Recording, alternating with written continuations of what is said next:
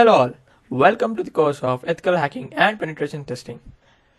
By the end of this course, I'll promise you that you'll learn all the required and necessary skills which are essential to be an advanced ethical hacker and pen tester, which are much needed in the today's cyber world. So, let's discuss about what is actually meant by ethical hacking and penetration testing. Ethical hacking refers to the practice of legally and responsibly probing computer systems and networks for security weakness. These are actually performed by ethical hackers, also known as white hat hackers. Coming to its goal, ethical hacking is used to identify vulnerabilities before malicious hackers can actually exploit them. It is authorized and controlled with the intent of improving security. Coming to the penetration testing, it is also known as the subset of ethical hacking. It is a controlled and systematic simulation of real-world cyber attacks. The main object of penetration testing is to assess the security of a system, application, or network within an organization. It aims to identify vulnerabilities, exploits them to test defenses, and provides recommendations for mitigations. So why do actually companies hire ethical hackers and penetration testers? First comes the risk mitigation. In order to reduce the risk of data breaches, financial losses, and reputational damage by proactively addressing security flaws. Coming to security assessment, to evaluate the vulnerabilities in their systems, networks, and applications, helping identify weakness before malicious hackers could actually exploit them. Next comes the protection of customer data. In order to safeguard sensitive customer information and maintain trust by ensuring robust security measures are in place. Next comes the incident response. To develop incident response plans and assess the organization's ability to detect and respond to security incidents effectively. Lastly, continuous improvements. To continually improve and adapt security measures as new threats and vulnerabilities emerge. In order to address all the mentioned issues, companies do need ethical hackers as well as well-trained penetration testers. Now let's discuss about the types of hackers. First comes the white hat hacker. So what does the white hat hacker actually mean? It is a form of ethical hacker who use the skills to protect systems and networks. They are typically hired by organizations to find and fix security vulnerabilities. Now coming to the black hat hackers, these are the malicious hackers who engage in illegal activities for personal gain or harm. They are often involved in cyber crimes such as data theft, fraud, or cyber attacks. Now coming to the grey hat hackers, these are the hackers who operate in a morally ambiguous space, sometimes without authorization. They may disclose vulnerabilities to organizations after finding them, but without permission. Next, coming to script kiddie, these are inexperienced hackers who rely on pre-written scripts and tools. They lack advanced hacking skills and often engage in low-level cyber attacks. Now, coming to suicidal hackers, these are the hackers who intentionally engage in high-risk activities with little regard for consequences. They may engage in hacking that could lead to several legal consequences or personal harm. Next comes the state-sponsored hackers. Hackers employed or sponsored by governments to conduct cyber espionage or warfare, often target other nations' critical infrastructure, organizations, or military systems. Now comes the cyber terrorist. These are the individuals or groups who use hacking techniques to create fear and disrupt society. Their actions may have political, ideological, or religious motivations. Lastly, hacktivists. These are similar to activists who use hacking skills to promote social or political causes. They engage in digital protests, defacement, or cyber attacks to raise awareness or advocate for their beliefs. Next, let's discuss about red teams versus blue teams. Red team's actual goal is an offensive goal. They aim to find vulnerabilities and exploit them to test a system's security, while the blue team has a defensive goal, focused on protecting against cyber attacks and threats. Coming to the objective of red team, the red team conducts activities like penetration testing and ethical hacking to discover weaknesses in the system. while the blue team's objective is responsible for monitoring systems, detecting and responding to incidents, and implementing security measures to defend against cyber attacks. And the role of red team acts as an adversarial entity simulating potential attackers to evaluate an organization's security posture, while the blue team's role takes on a defensive role safeguarding systems and networks from potential threats. The activities of red teams involve actively trying to breach security defenses, attempting to compromise systems, and providing feedback on vulnerabilities. While the blue team's activities include continuous monitoring, incident response, patch management, and implementing security best practices to maintain a secure environment. Thank you. We'll discuss much more detail in the coming modules. That's all for now. Hello all. Now we'll discuss about the term what does cybersecurity mean? In short, cybersecurity refers to the protecting of digital assets from threats, ensuring confidentiality, integrity, and availability of data. It includes employing layers of defense to safeguard systems from cyber threats. It do comply with regulations to maintain trust and security. There are three major pillars of cybersecurity, which refers to CIA threat, which means confidentiality, integrity, and availability. These three should be followed and should be kept in mind whenever we are dealing with any sort of cybersecurity rules as well as policies. First comes confidentiality, which means keeping data privacy, which refers to keeping sensitive data private. Next comes the encryption, which means protecting data with unreadable formats. Next comes access controls, which means we always have to limit data access to only authorized users. Lastly, data classification, which means we as a cybersecurity person need to prioritize protection based on data sensitivity. Now let's talk about integrity. In integrity, we need to maintain data accuracy, which means we need to ensure data always remains unchanged. Next, hash functions, which means we always need to detect unauthorized changes in the data. Next comes the version control, which means managing changes to data and software up to date. Lastly, digital signatures, which means we always have to verify data authenticity. Now let's talk about availability. Firstly, uptime and redundancy, which means we always keep our systems accessible to the end user. Next comes the DDoS mitigation, which means we need to defend against overwhelming attacks. Next comes the backup and recovery, which means we need to quickly restore data and systems in case of any breach. Next, load balancing. We always have to distribute network traffic evenly among users. Thank you. We'll discuss about the upcoming topics in detail in the next videos. Hello all. Now, in this video, we'll discuss about what are the different phases involved in hacking. Hacking typically involves several phases which are often referred to as hacking lifecycle or hacker's methodology. These phases provide a structured approach for hackers to follow when attempting to compromise a system or network. The phases are as follows. First comes the reconnaissance or footprinting. Reconnaissance, also known as information gathering, it is the first phase of hacking. In this phase, the hacker collects as much information as possible from the target system or the network. Techniques used in this phase include scanning the internet for publicly available information, conducting who-is domain searches, social engineering, and searching for vulnerabilities. Next comes the scanning or enumeration. In this phase, the hacker scans the target system or network for vulnerabilities and open ports. Port scanning tools like Nmap are most commonly used. The goal is to identify potential entry points or weaknesses in the target's security. Third comes the gaining access. Once vulnerabilities are identified, the hacker attempts to exploit them to gain unauthorized access to the target system or network.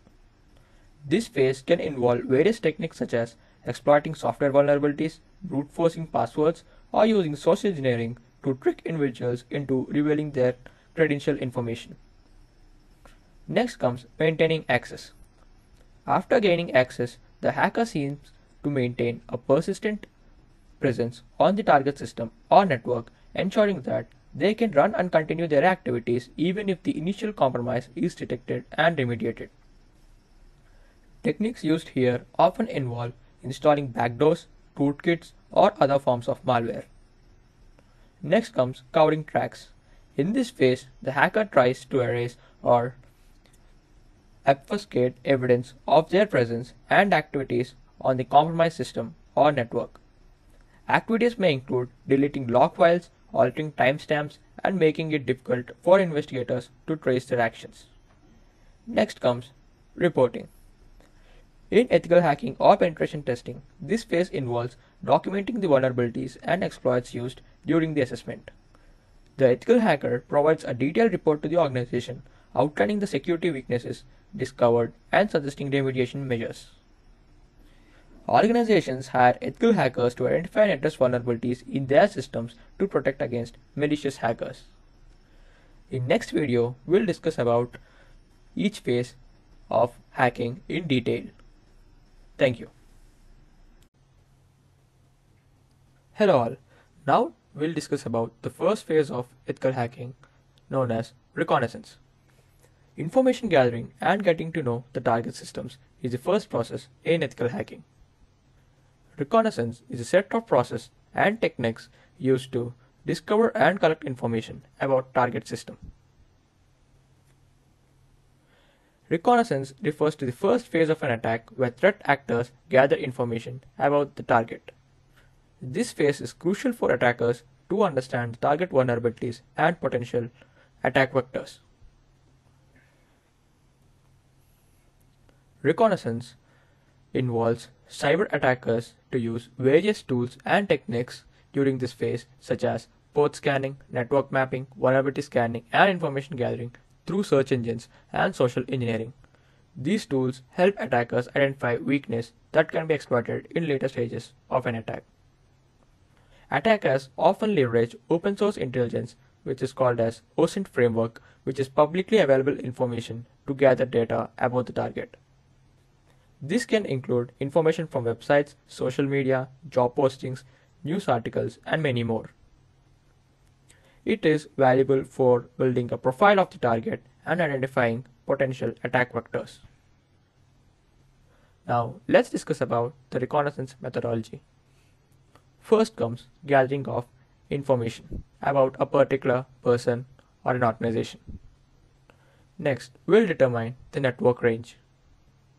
After which, we'll identify the active machines. On the active machines, we'll discuss and discover open ports and access points. Next comes fingerprinting the operating system.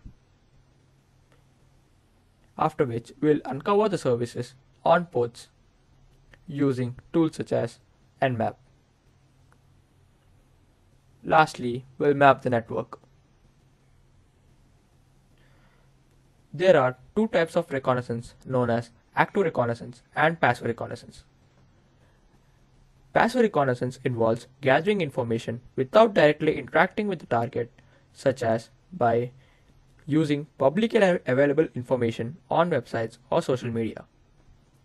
Whereas, on the other hand, active reconnaissance involves more direct probing of target systems, often using tools and techniques that may leave traces and alert defenders.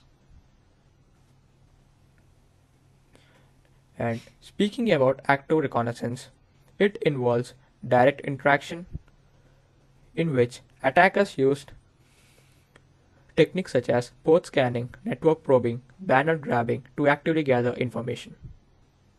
This interaction may trigger alerts in intrusion detection systems. Next comes the port scanning. It allows attackers to send packets to various ports on the target system to determine which ports are open and what services are running. Other active reconnaissance include vulnerability scanning, which includes scanning for known vulnerabilities in the target software and systems. Attackers use scanning tools to identify weaknesses that can be exploited in later stages of an attack. Lastly, traffic analysis. Attackers may perform traffic analysis by intercepting and analyzing network traffic to gather information about the target's communication patterns, systems in use, and potential weak points. Now, On discussing about passive reconnaissance, it involves non-intrusive reconnaissance methods such as involving gathering information without direct interaction with the target, making it less likely to trigger alerts or raise suspicion. Next comes the open source intelligence. It involves collecting information from social media, public databases, news articles, and many more. Next comes the social engineering.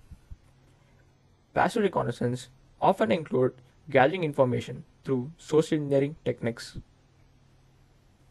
These may involve phishing attacks which may trick an individual into revealing login credentials or sensitive data. Next comes network sniffing. Attackers may also use network sniffing tools to intercept and analyze network traffic passively. This can reveal potentially available vulnerabilities or misconfigurations and can provide insights into network architecture. Thank you. We'll discuss about footprinting in the upcoming video. Hello all. In this video, we'll discuss about footprinting in complete detail. So what is actually meant by footprinting? Footprinting is also a part of reconnaissance process which is used for gathering possible information about a target computer system or the network. Footprinting could also be both active as well as passive. Active footprinting involves direct contact with the target, whereas in passive footprinting do not involve direct contact with the target. Now, mainly footprinting is used to understand the target's digital presence, infrastructure, and potential weaknesses present. So the key objectives of footprinting involve network discovery, which means we'll determine the network's architecture, IP addresses, subnets, and other connected devices. This helps attackers identify potential weak entry points. Next comes the DNS enumeration. Here, we'll gather information about the target's domain, DNS records such as domain names, subdomains, and associated IP addresses. And footprinting also involves whoislookup, which means we'll collect information about the domain registrations, including the owner's names, contact details, and registration dates. Next comes the website analysis. Here, we'll analyze the target websites and web applications, of which we'll identify server types and technologies they use. Next, moving on, footprinting also involves social engineering, which means gathering information from publicly available sources like social media profiles, job postings, and employee directories to craft attack strategies or gain unauthorized access. Next comes email harvesting. Here, attackers perform collecting email addresses of target personnel for potential spear phishing attacks. Next, search engine queries. We'll use search engines to find sensitive information such as login pages, sensitive documents, or exposed configuration files. Lastly, competitive intelligence. It involves gathering information about a competitor's digital assets, technologies, and strategies they implement. We'll see the practical demonstration of footprinting in the next video. Thank you. Hello all, welcome to the practical demonstration of footprinting. In this footprinting, we'll cover Google Docs, Ping Scan, whoislookup, and finding website information using tools such as Netgraph, as well as we'll find the employees working within an organization and their emails using this website, that is app.prospero.io, as well as we can find the website which is using various technologies using tools such as W3Text. So heading over to the practical demonstration, first I'll show you how can you use Google Docs. So Google Docking is nothing but it involves an advanced search of operators to find specific information on the internet. We'll see the first Google Docking command, that is file type.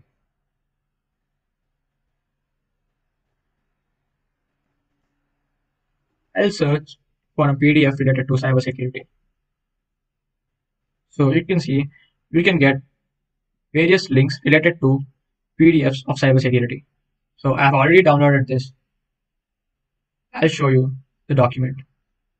So in this manner, you can use file type command to extract various files from the internet. Next Google Docking command, which we will look into it, is in title.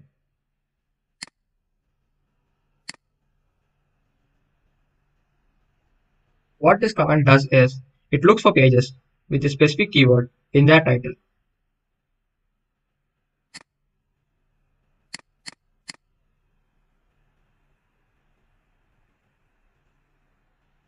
As you can see, I have given the title as indeed.com. So you can see over here all the websites which contains the title indeed.com is listed over here.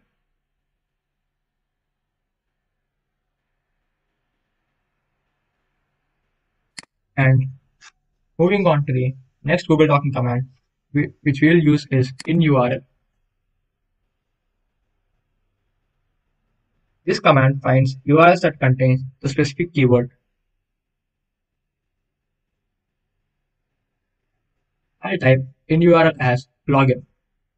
So what it does is the websites which contain the title as login, which will be displayed over here.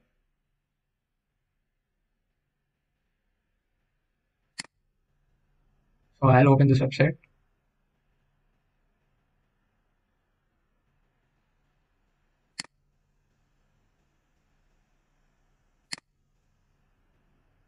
As you can see, it is asking for an email and a password to log in. Next docking command, which we will look into it, is info. We can find information of any website using this info Google Docking command.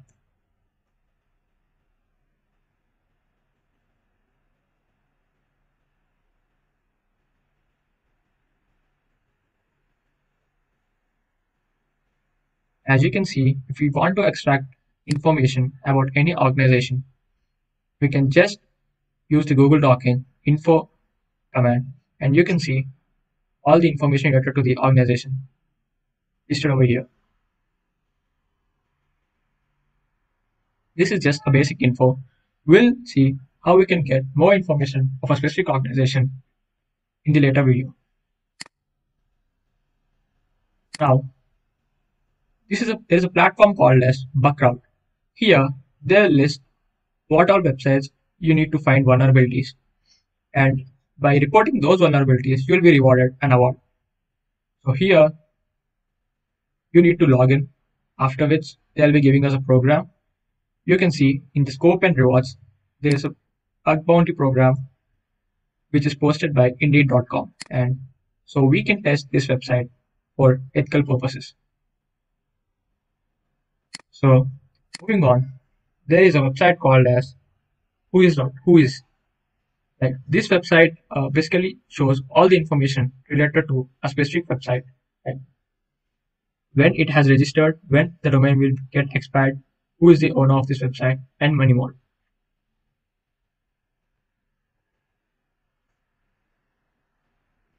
So I have typed indeed.com, and you can see here you will get all the information related to indeed.com. Here you can see the name of the registrar info, that is Mark Monitor, and the whois server, as well as you can see it expires on the given date, as well as when it has been registered and when it is updated. You can also see the name servers listed over here. And you can see the contact info as well as an email posted over here.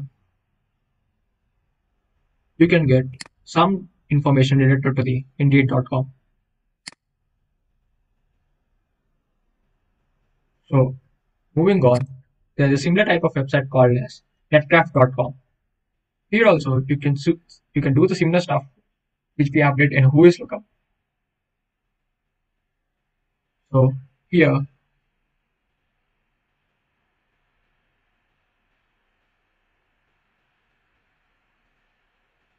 we will start by typing Indeed.com, and we'll click on Analyze. And as you can see, it is processing the information and it will show us all the related info related to indeed.com, such as we can get the public IPv4 address, as well as it is using a service which is Cloudflare, and you can also see the DMARC records, as well as the technologies which are used over here, that is JavaScript, which is client-side technology, as well as the CDN, the content delivery network, which is Cloudflare, and the character encoding is UTF-8, and it is using a HTML5 version. Yeah, by using this Netcraft website, you can get some information related to Indeed.com, which is a part of footprinting. Next, moving on, I'll also show you the purpose of ping command. So if I type ping Indeed.com, it will show us if the website hosted is active or not. So as you can see, we are getting reply from the website server. And the most important thing here you have to learn is TTL.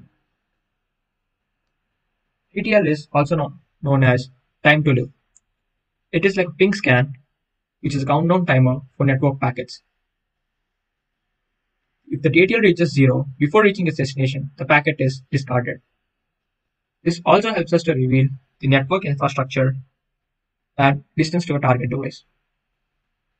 And also you can see the ping statistics and the approximate round trip times listed over here. You can get the public IPv4 address of Indeed.com. Next, moving on, there is a website called as w3text.com. Here, you can find all the information which the website is using, like the backend as well as front-end technologies, as well as other technologies which are used by the website. So I'll type indeed.com and I'll click on site info. As you can see, they are using the content management system known as Zendesk, and the server-side programming language used is Ruby. We have also seen in the netcraft.com that the client-side programming language they're using is JavaScript, and the library also listed over here, which is jQuery, and many more. As you can see, the SSL certificate authorities which they are using as of now is IdenTrust.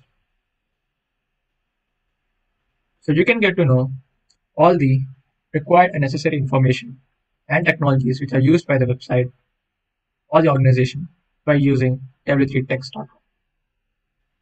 Moving on, if you want to find the emails of persons working within an organization, you can use this website called as app.prosper.io. So here you can find the emails of the employees which are working in this organization. So I'll type indeed.com and click on find emails.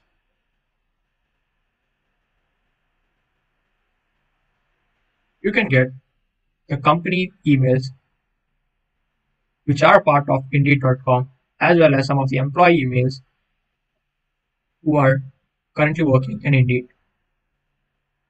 And if you wanted to verify if the email given is valid or not, you can just click verify over here. So it is showing as invalid, but some of the emails are valid, which we'll look into it. Like, see, this email is as of now working and it's valid. So in this manner, you can find emails of an organization, and this can be used by an illegal persons to send some of sort of phishing mails to the HR authority working within an organization. And if the HR authority didn't check for any malware residing in the emails, their organization may be prone to any sort of cyber attack. But for the testing purpose, we have seen how can we do footprinting as well as reconnaissance for a particular organization, and we can use this information for the later phases of hacking as well as pen testing, which we'll discuss in the upcoming videos.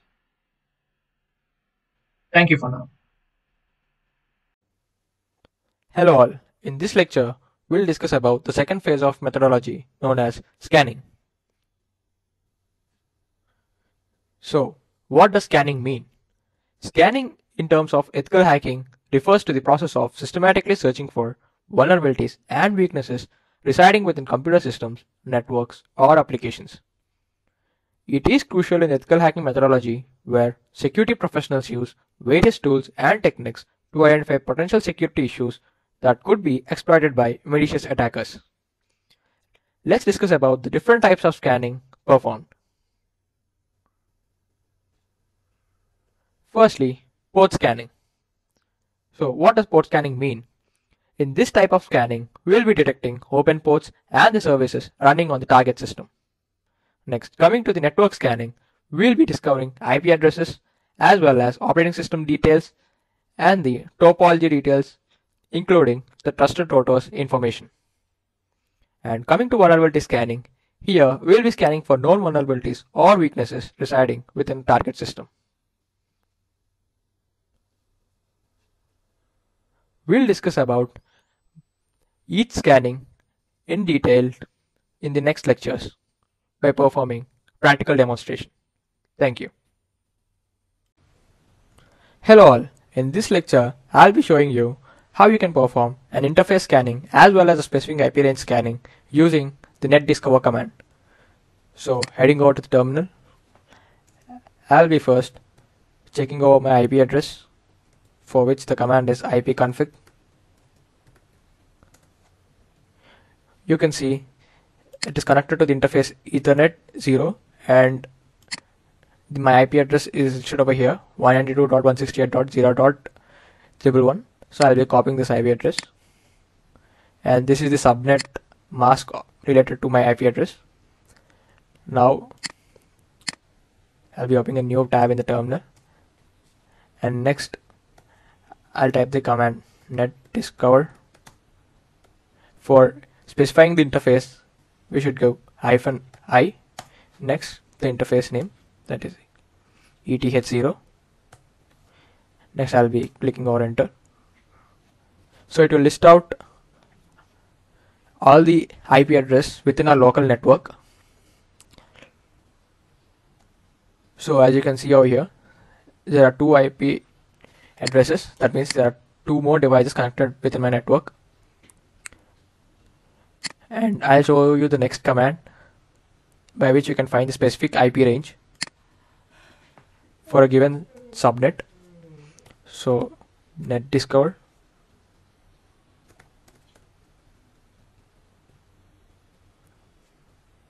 -r, and since my IP address is 192.168.0.111, so here I'll be giving my IP address as 192.168.0.0/24, which means 192, 168 and 0 will be excluded, and the last part will go from 1 to 254. So 192.168.0.1 to 192.168.0.254. Up to these IP addresses it will scan.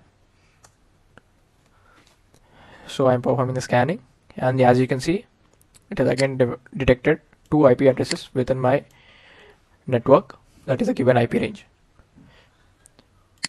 So by using this netdiscover scan, you can basically identify and list active devices and their IP addresses connected by our local network, that is the same network as our computer is in. And by this command, like -r, by using the -r command, we'll be specifying a specific IP range, and this lists out the active devices within a subnet. So that's all for now. We'll discuss more detail and more practical demonstrations in the upcoming lectures. Thank you. Hello all. In this lecture, we'll be discussing about the different types of scanning available.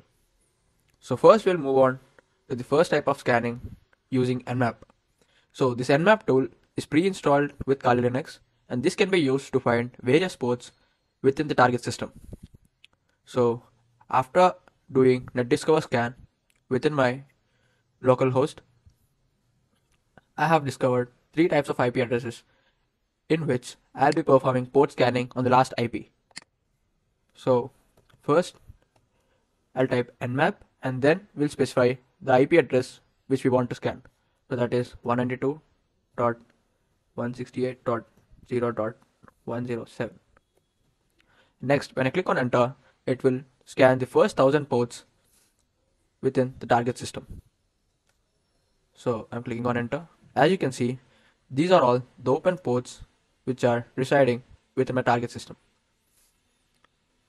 So 9 out of 1000 ports, 977 ports are closed and the rest all ports are open. Next, moving to the next type of scan, which is we'll be doing fast scan on a target IP. This fast scan will tell us the first 100 important ports residing within a target system. So I'll type nmap.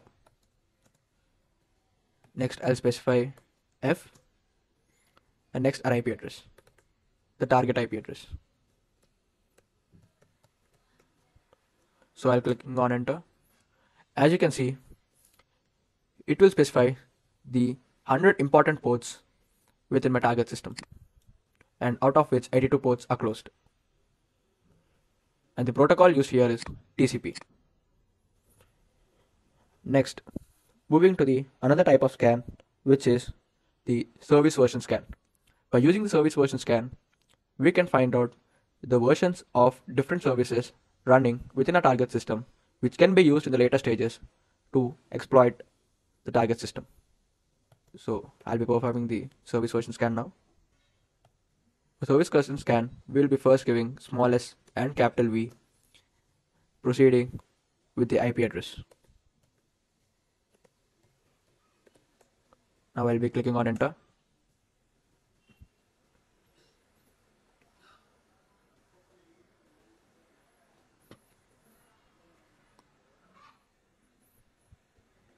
As you can see here, there are different services running and their versions are listed over here. So this can be used by the malicious attackers or the ethical hackers to find potential weaknesses which can be used to exploit the target system. Now we'll perform the OS discovery scan. This scan is used to discover which operating system is running on a target system.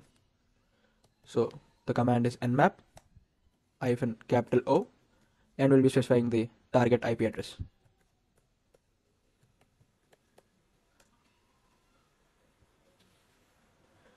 As you can see here, it is saying the target is running on the Linux and the version number. This cannot be the exact operating system running on the target system, but this can be a nearly 90% accurate information which is given by the nmap. And as you can see, the service version can be within the range 2.6.9 to 2.6.33. Next, we'll be performing an aggressive scan. What this aggressive scan does is, it will tell us the operating system details and the service version details, as well as for each service, it will give a detailed description of how the service is working and the additional information which is required to exploit the service which is residing within the target system. So I'll be performing nmap -A and next the target IP address. This service version could take some time, so I'll be specifying the time flag as T4. Next I'll be clicking on enter.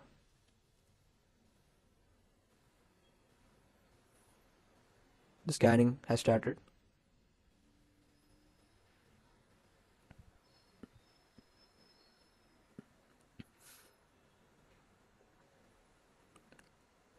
It will take some time. Yeah, you can see here the detailed information of each and every service for the target system is given by using the tag -A, which stands for aggressive scan. you can see for the port 21 which is running a service FTP, and the detailed description of the service is given over here. Similarly, the SSL versions and many more. And you can see here the MAC address and the OS version, as well as the system name and many more. So moving on to the next type of scan, which is if we want to scan for any specific port, then we can specify the command as -p, after which the port we want to scan. So I'll be scanning for the port 80 and I'll be specifying the target IP address and I'll click on enter. As you can see, for that specific port, Nmap will scan and it will return the results. And for the port 80, it is using a TCP protocol and it is saying the state is open and the service running on it is HTTP, which is Hypertext Transfer Protocol. So that's all for now. We'll look into more such type of scannings in detail in the further lectures. Thank you. Hello all. Now we'll discuss about how the connection gets established between two parties. So in order to first understand the connection establishment, you need to first learn the TCP flags, which are most crucial for the data transmission within a network. So here first we'll discuss about the SYN flag. This flag is used to initiate a new TCP connection, and when a new device wants to start a connection, it sends a packet with the SYN flag set along with an initial sequence number. Next comes the ACK flag, which stands for acknowledgement. This flag is used to acknowledge the successful receipt of data. It is typically set in response to a receipt packet with the SYN or FIN flag. And lastly, RST flag, which stands for reset. This RST flag is used to reset a connection or indicate an error. It can be used when there's a problem with the connection or when a device receives a packet for a connection that doesn't exist. Now we'll learn how the TCP connection gets established. Firstly, the initiating device sends a TCP packet with the SYN flag set to request a connection. Next, the receiving device responds with a packet containing both SYN and acknowledgement flags to acknowledge the request and establish the connection. Lastly, the initiating device acknowledges the response by sending a packet with the ACK flag set. The connection is now established. We'll discuss about the more detail about the various types of scanning involved in the further lectures. Thank you. Hello all. In this lecture, we'll be looking into the more advanced type of scans which can be used to find or gather the additional information within a target system. These scans can also be used to bypass the firewall or the IDS systems, which are intrusion detection systems, which are preventing from scanning the target system. So while coming to the first advanced scan, which is TCP connect scan, this is similar to the normal connection establishment scan, where the sender device will be sending a SYN packet to the target's device, and the target device will be responding with the SYN and ACK packet, and the sender device will be responding with an acknowledgement packet. So, for showing you the practical demonstration, I'll be opening the Wireshark,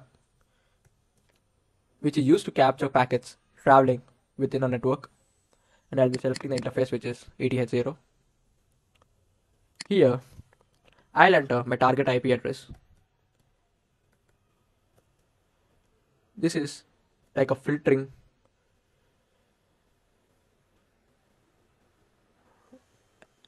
I'll be entering my target IP address, which is 192.168.0.107, and after I'll be clicking on enter.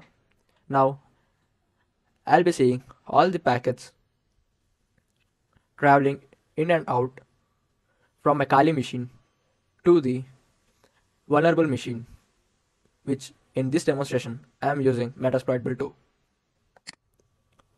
Now, I'll be performing the TCP connect scan or full scan, which is nmap hyphen smallest capital T. Next, the port which I want to scan, I'll be scanning the port 80 and the IP address of the target system.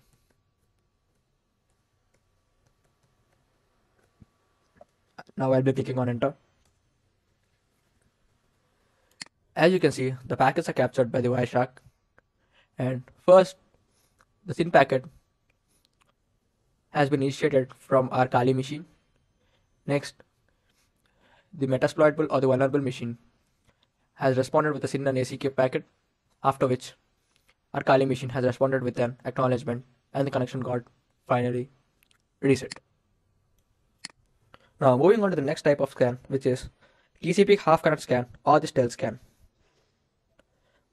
What this scan does is, it will be first sending a SYN packet from our machine to the target machine, and the target machine will also be responding with the SYN and ACK packet, after which our machine, that is the host machine which is trying to scan the target, will be sending an RST packet, by which the logs won't get detected in the IDS or the firewall of the target machine.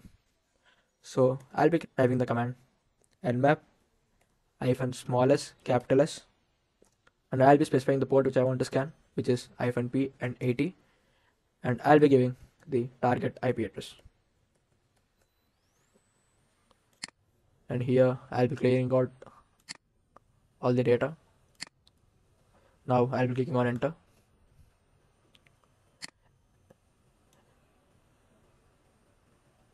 As you can see, we have performed a stealth scan.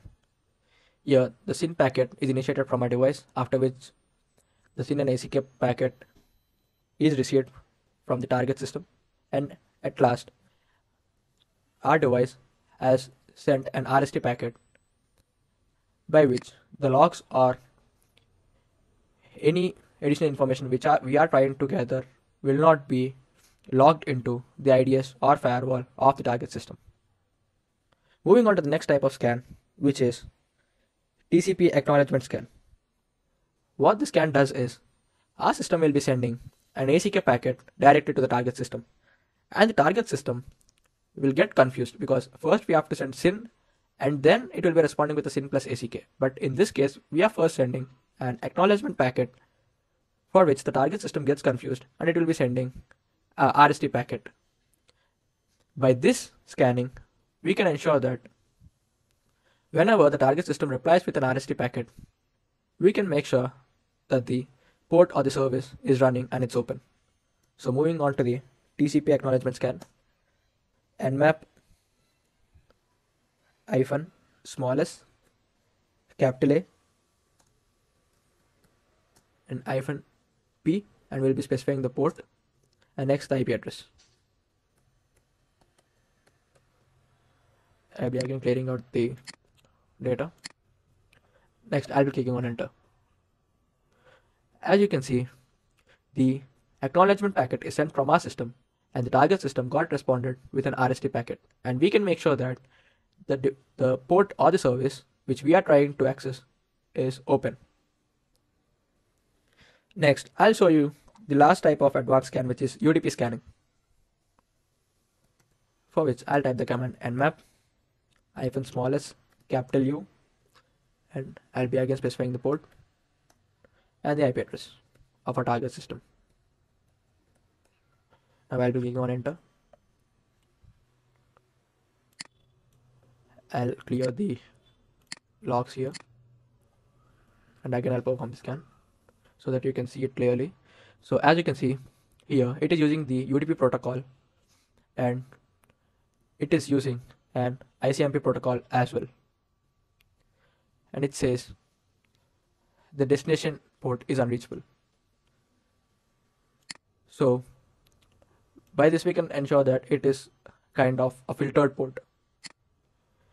So this is the UDP scanning, and by using these advanced scan, we can get to know the target's open ports as well as the services along with the additional information which can be used in the later phases of ethical hacking and pen testing into the target system. Thank you. We'll look into more additional concepts and the further phases in detail in the further lectures. Hello all. Now we are in the third phase of ethical hacking and pen testing module, which is vulnerability scanning. So what is actually meant by vulnerability scanning? Vulnerability scanning is also known as vulnerability assessment, which is an automated process of identifying network, application, and security vulnerabilities. These are usually performed by the IT team of an organization or a third-party security service provider. This scan is also performed by attackers who is trying to find potential entry points within the organization's network or the infrastructure. Now, let's discuss about the benefits of vulnerability scanning. Firstly, it helps to identify potential targets, which means by scanning networks and systems for vulnerabilities, ethical hackers can identify potential targets that are vulnerable to attack. Next comes assessing the security of systems. Vulnerability scanning can also be used to assess the overall security posture of a system. Ethical hackers can help organizations to understand the security posture and to identify areas where they need to improve. Lastly, verifying the success of attacks. Ethical hackers also use vulnerability scanners to verify that their own attacks have been successful. For example, if an ethical hacker is able to exploit a vulnerability residing within a system to gain unauthorized access, they can use a vulnerability scanner to verify that the vulnerability is still present and it can be exploited by other malicious attackers. You need to make a note that ethical hackers and pen testers must always obtain permission from the owner of a system before actually scanning it. They must also be careful not to disrupt the operation of the system or access any sensitive data. Next, vulnerability scanning can be used to identify a wide range of vulnerabilities such as software vulnerabilities, hardware vulnerabilities, and network configuration vulnerabilities. They can also be used to scan a wide variety of systems such as computers, networks, servers, and web applications. We'll discuss about the practical demonstration of vulnerability scanning using tool Nexus in the further demonstration videos. Thank you. Hello all, welcome back. Now in this video, we'll be discussing about how we can perform vulnerability scanning on any website or an IP address. So for the practical demonstration purpose, I'll be using the tool called as Nexus. So in the Google, you can type Nexus download.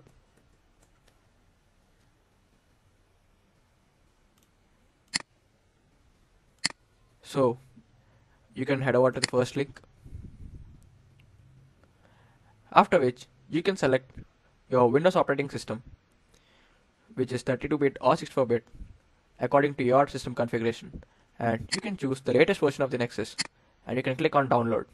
I have already downloaded the Nexus and I have proceeded with the installation, and you can also follow the similar steps which are given in this website. So firstly, after downloading, you can just click on next, and yeah, you can accept the agreement and click on next.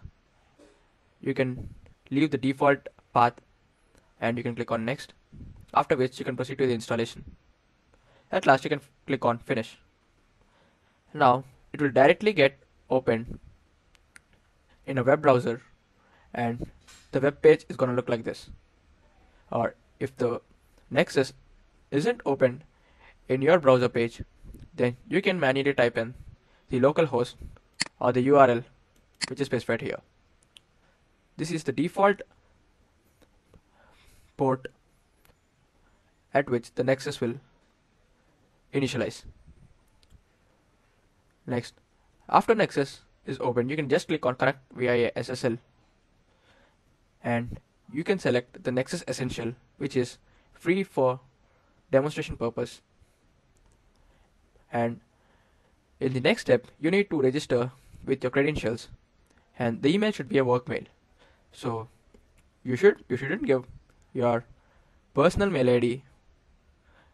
Rather, you can use the temporary mail ID, which I am specifying over here, that is temp mail.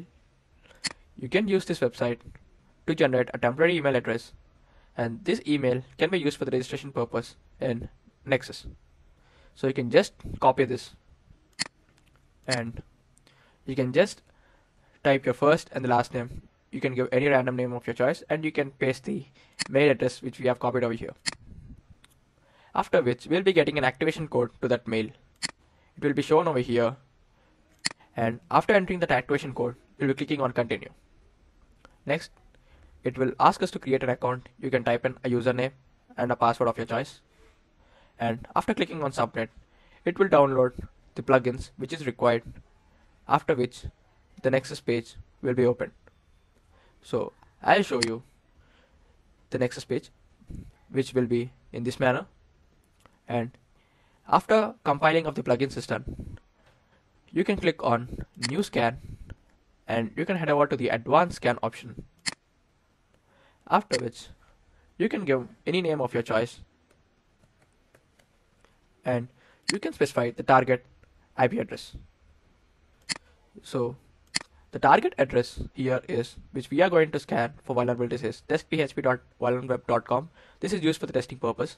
You can just copy this website and head over to the Nexus tab, and you can just paste the address, and make sure to remove HTTP as well as backslashes, and you can just click on save. After which you'll get the name, which is demo2, and the scheduled task is on demand. You can also schedule the task at the time which you want it to be scanned, but as for this demonstration purpose, we'll be using on demand scan. Next, we'll be clicking on the play button, which will launch Nexus scan. After scanning, you can see the host which we are scanning for is testphp.vulnerweb.com, and the vulnerabilities is listed over here. You can see over here the status is completed, and the start and the end time, and the total time taken for it to scan. And the main important thing is you can see a kind of pie chart over here which says critical vulnerabilities, high, medium, low, and the information vulnerabilities. Our main priority should be first focusing on critical vulnerabilities. So here it is showing PHP unsupported version detection. We'll just look into it.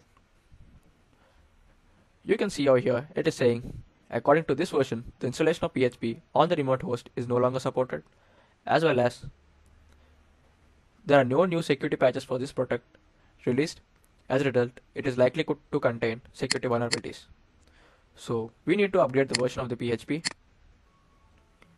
and you can see it is saying the severity is critical, and the version number is given over here, and the last published as well as the modified date is given, and you need to mainly focus on the risk information which is given over here.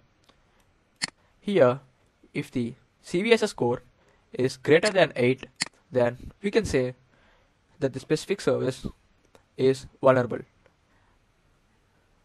which means it is highly vulnerable. And if the CVSS score is less than 8, we can fix those vulnerabilities in the later stages, but the more importance should be given on the high priority vulnerabilities, which are 8 and above. And you can see the vulnerability information is also given here. So in this manner, you can do the vulnerability scanning of a specific target website or an IP address. We'll look into more such type of vulnerability scanning in the further videos. Thank you. Hello all. In this video, we'll be looking into two more types of vulnerability scanning tools, which are Nikto and Skipfish. So first we'll be looking into Nikto tool. This can be used to identify server as well as the web application vulnerabilities. It checks for issues as well as the outdated software along with the service versions. The main benefit of this tool is it frequently updates the vulnerability in their databases. So heading on to the practical demonstration, I'll be typing nicto -h.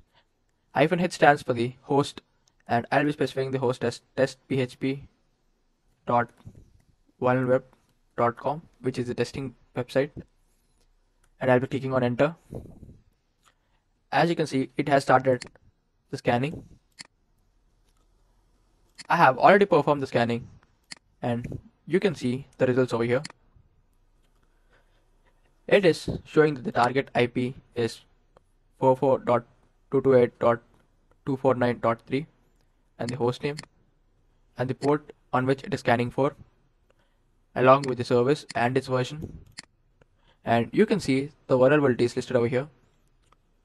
It is saying the anti-click X-frame options header is not present, and the X content type option header is not set. So in order to get more further additional information, you can just head over to the link given over here. Next, you can see the crossdomain.xml contains a full wildcard entry and many more. Like, we cannot trust the information which can be set as 100% accurate given by the nicto, but yes, to some extent you can rely on this tool. But I'll be preferring manual vulnerability assessment than the use of automated tools. So moving on to the next tool, which is skipfish. This tool mainly focuses on web scraping and finding out the vulnerabilities residing within the target websites. And the main benefit of this is it quickly scans the many subdirectory pages residing within the target website. It also offers various customization options. And the main benefit of using this tool is it generates an end result HTML and JSON report for further analysis. So moving on to the practical demonstration, I'll be typing skipfish and -o, which stands for the output and the directory in which I want the output and the target website. And when I click on enter,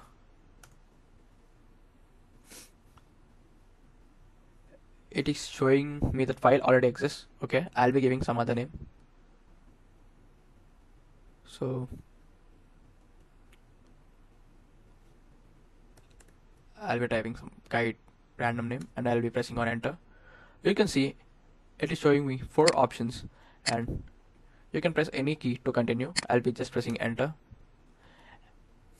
Now it has started scanning, and there are 2 types of statistics displayed over here, which is the scan statistics as well as the database statistics.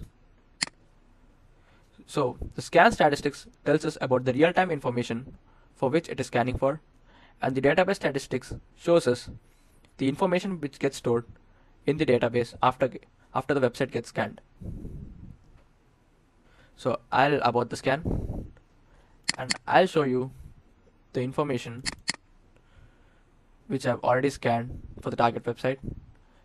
It is residing in the kit folder, and the report is generated in form of HTML. After opening the report, you can see it tells us about the various web application vulnerabilities residing within the target website, and the red stands for the high priority, and the level of priority decreases from top to down. And if you want to expand any vulnerability, you can just click on it and you can get the further details. And you can also see there are low risk vulnerabilities like incorrect or missing character set. Yes, you can use these vulnerabilities for further analysis and make sure to mitigate those vulnerabilities in the main website so that our website will be safe from cyber threats. We'll be looking into further modules of ethical hacking and penetration testing in the upcoming videos. Thank you. Hello all. Welcome to the third phase of ethical hacking and penetration testing module, which is exploitation. So in this module, I'll be showing you the practical demonstration of how we can exploit our target system, which in this case, I'll be using Metasploitable 2. So I'll be performing the exploitation on Metasploitable 2 machine, which I've already initiated. And the IP address of this machine is 192.168.0.112.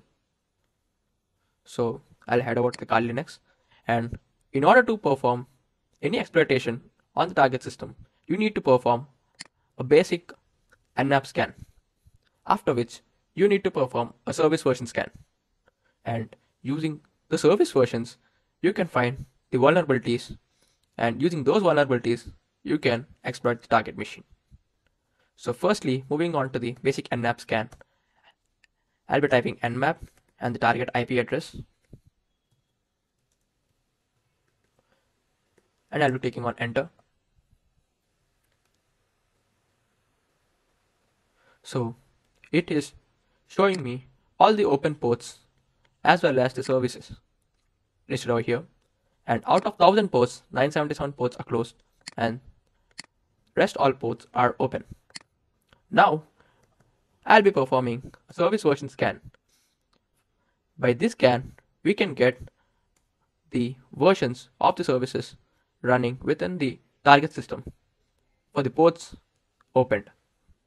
So in order to perform service version scan, I'll be giving nmap-s capital V, and in order to perform the OS discovery scan, that is the operating system scan, you can give capital O and the target IP address, and I'll be clicking on enter.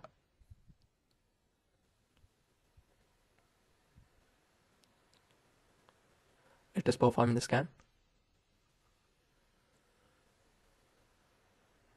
As you can see here, the versions of each and every service is listed, and we'll be finding the vulnerabilities for the version VSFTPD 2.3.4. I already know that this version is vulnerable to exploitation. So, and the operating system details is also given here. It is saying the OS can lie within the version range of 2.6.9 to 2.6.33. Now, we'll be using Metasploitable framework, in which we can find the exploits for the service version VSFTPD 2.3.4. So I'll be typing nsf console and clicking on enter. This will initiate my Metasploitable framework. Yes. Now my Metasploitable framework got initialized. Now I'll be searching vulnerability for this version. So I'll be typing search and I'll be pasting it. Now I'll be clicking on enter.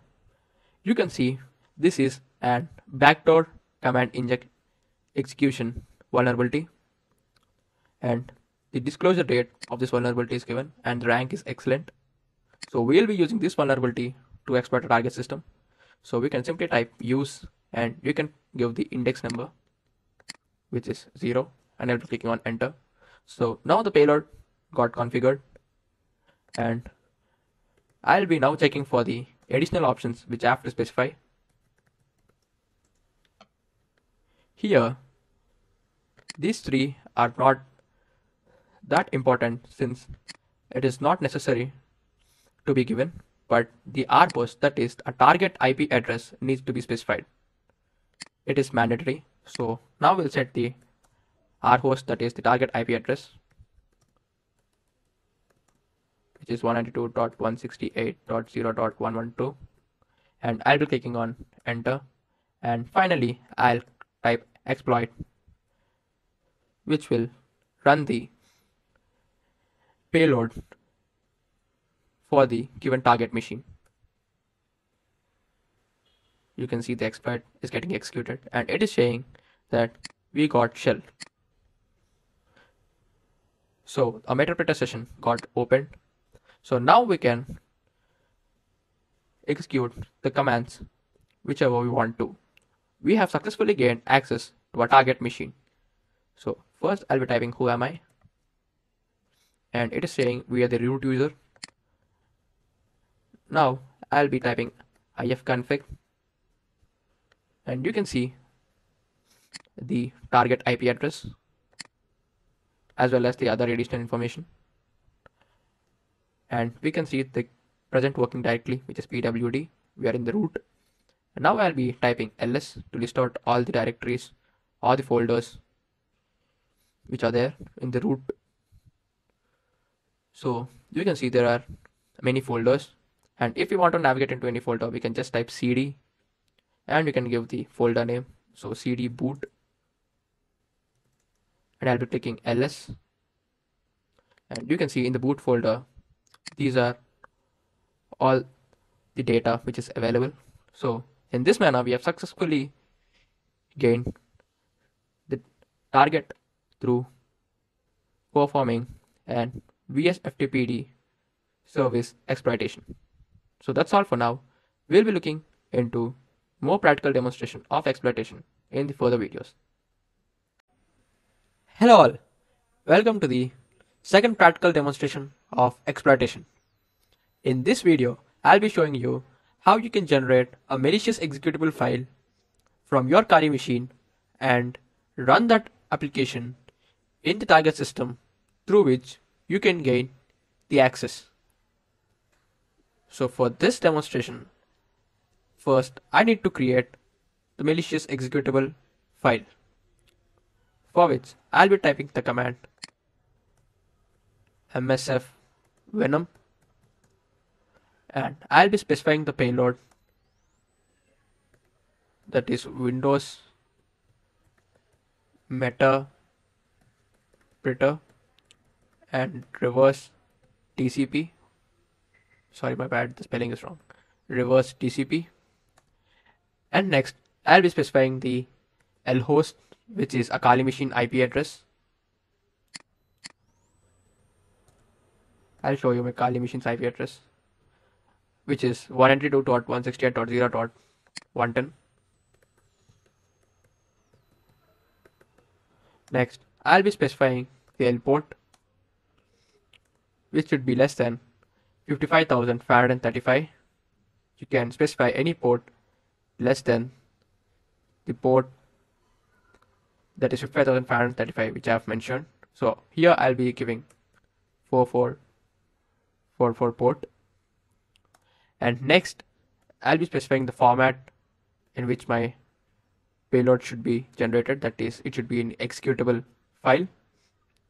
And next, the output which I am expecting should be like cracked game.exe.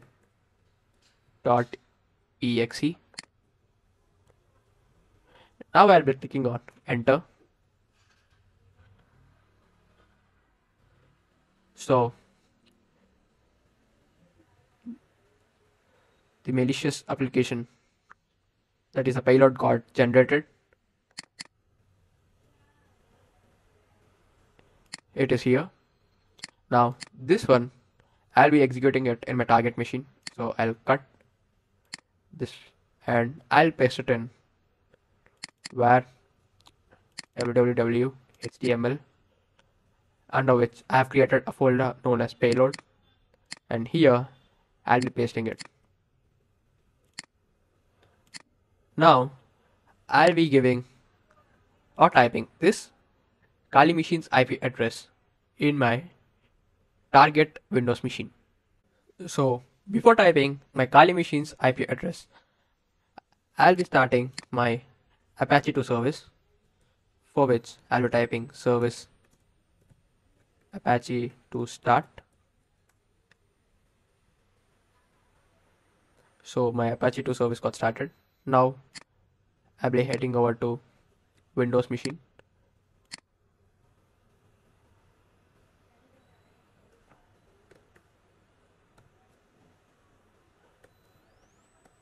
And I'll be giving my Kali payload path, and you can see the file is listed over here.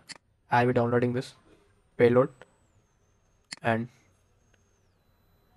I have executed this payload, but still I haven't configured anything yet in my Kali machine. So first I need to configure the reverse handler, for which I'll be using the MSF console.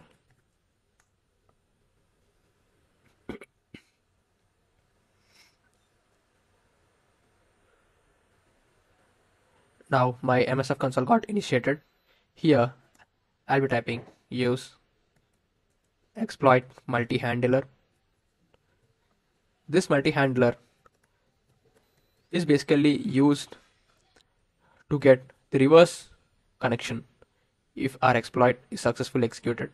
So I'll be clicking on enter. So payload got configured. Now we'll be setting a payload that is for Windows, which is Windows meta operator reverse TCP, and I'll click on enter. Now a payload got successfully configured. Now I'll be clicking on show options, what all additional information is required to set. So here it is asking for me to give lhost, which is mandatory. So lhost stands for our local host, which is a Kali machine's IP address. So I'll be giving my lhost as 192.168.0.110. I'll be clicking on enter, and next I'll type exploit and execute it. So it is showing it has started the reverse TCP handler on the port 4444. So moving on to the Windows machine, I'll be clicking on run, and you can see the payload is getting executed in my target machine. And yes, we successfully got the reverse shell on our Kali machine. Now in order to get various options which we want to execute in a target system is shown here.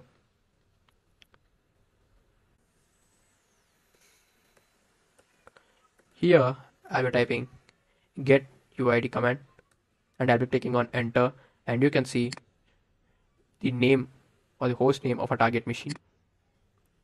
Next I'll be typing ipconfig to view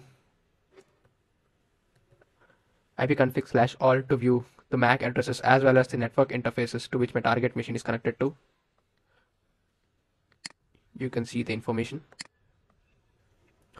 Next I'll be typing screenshot in order to get my target machine's system screenshot, and it got captured and it is stored in my root directory, and this is the file, and you can see it has captured the screenshot. So you can perform many other things after gaining access to any target system. That's all for now. We'll look into the further modules in the upcoming videos in detail. Thank you. Hello all. Now in this video we'll be discussing about privilege escalation. First we'll look into the theory of privilege escalation, followed by the practical demonstration. So what is actually meant by privilege escalation? Ethical hackers use privilege escalation to identify and fix security vulnerabilities in the systems. This can involve exploiting software vulnerabilities, misconfigurations, or weaknesses residing in the user privileges to gain unauthorized access to a system, typically with the goal of demonstrating potential security risks and helping organizations improve their security posture. So now we'll discuss about two types of privilege escalations. One is horizontal privilege escalation and the other is vertical privilege escalation.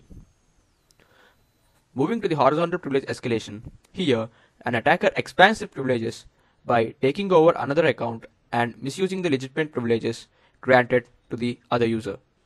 Whereas in vertical privilege escalation, here the attacker attempts to gain more permissions or access with the existing account which they have compromised. Now, we'll look into the practical demonstration of privilege escalation in the next lecture. Thank you. Hello all, welcome to the practical demonstration of privilege escalation. I have already gained an initial access to the Windows 11 system, which you can see over here, and I'll show you the IP address of the system.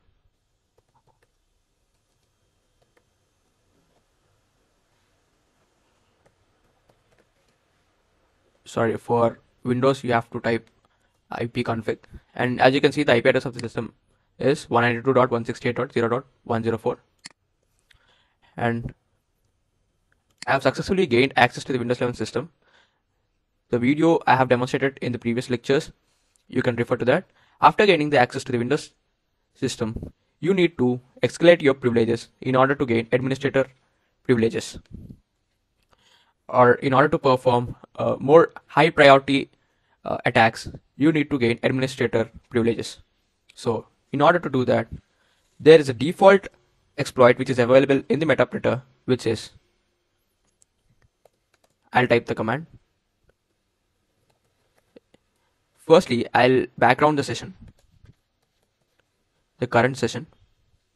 Now, the exploit is Windows local bypass UIC fault helper. I'll type the command and I'll show you. Use exploit Windows local bypass UAC, which is bypass users access control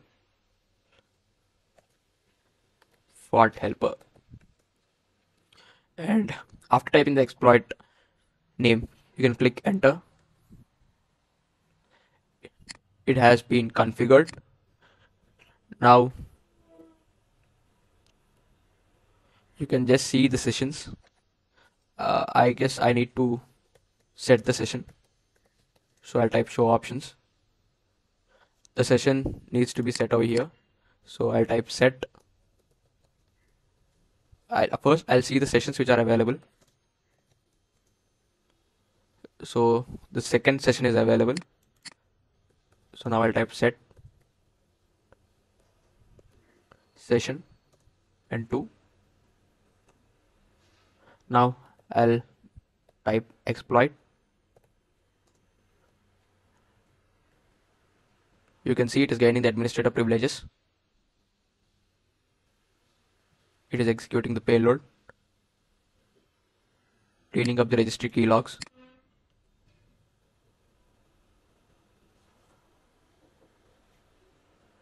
I guess there's some issue. The session has not been created. We'll once again try.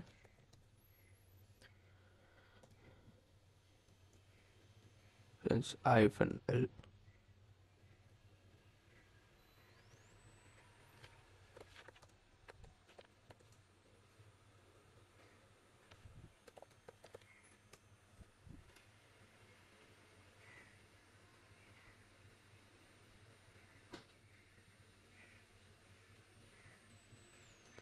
Yes, we have successfully gained privilege access to the Windows 11 system. Now we can add an additional local user to the Windows system without knowing the target user. So for that, I need to type net user. Let's say I'll type some name as Chandu hacker, and next, after which I should type the password 1234 slash add.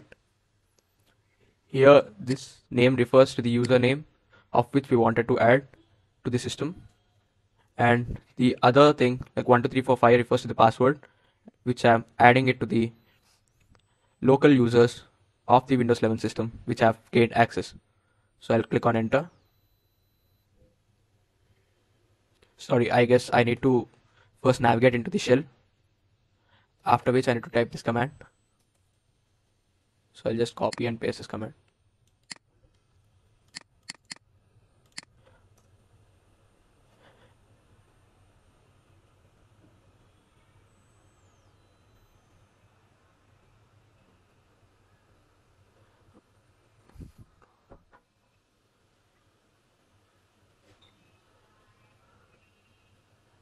I'll just navigate into the Windows system and I'll check if the user has been added or not.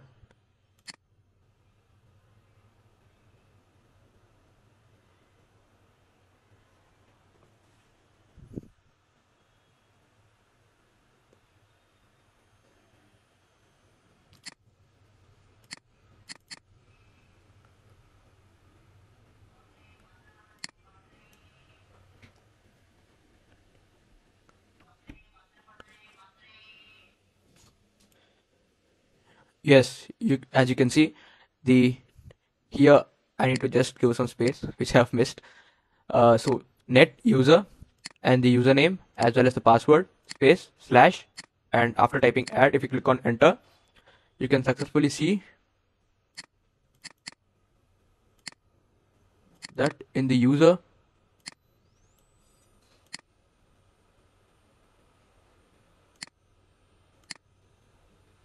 I'll first navigate it into the computer management session. Here you can see Chendu hacker has been successfully added. So now in order to gain,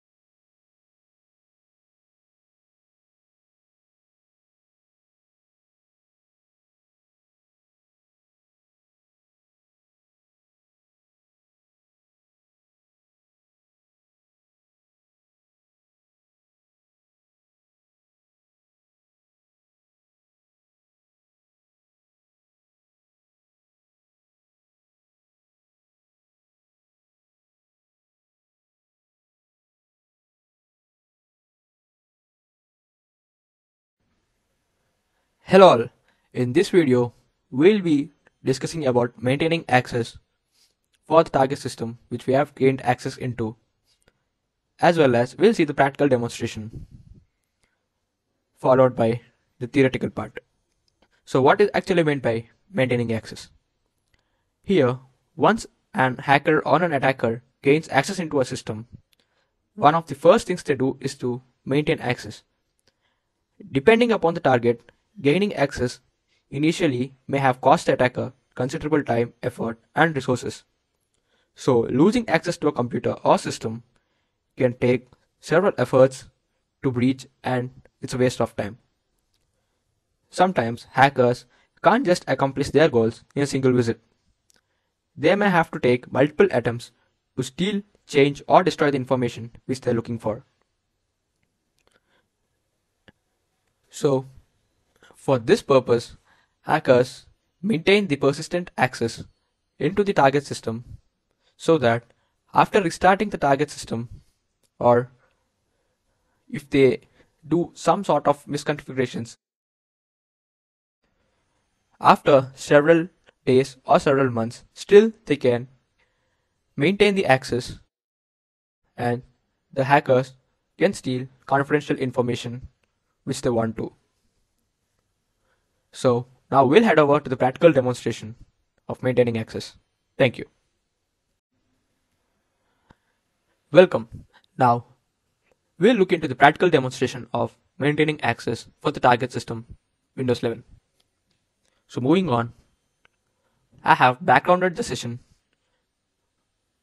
for which I have gained administrator privileges in the previous lecture. Now I'll use the exploit Windows local persistence in order to maintain the access.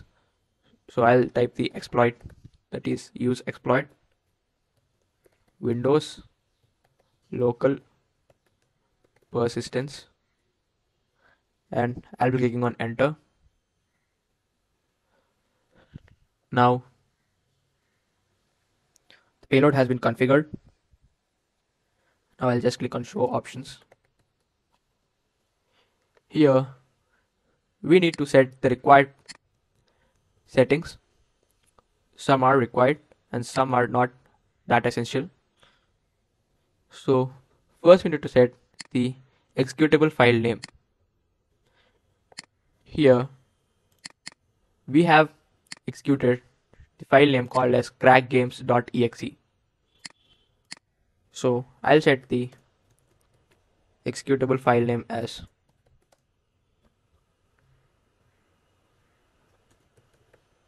crackgames.exe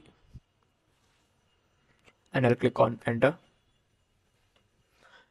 Now I'll move on to the session 3.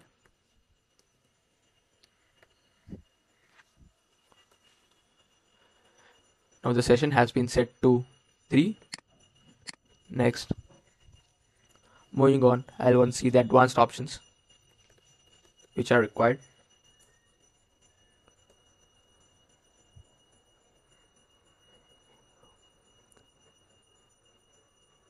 Here, the main thing you have to remember is we need to set the executable custom path. This is important because instead of automatically generating the payload, this will move on to the custom path and it will execute the required payload which we want to directly without the penetration testers or the hackers access. So now I'll type set exe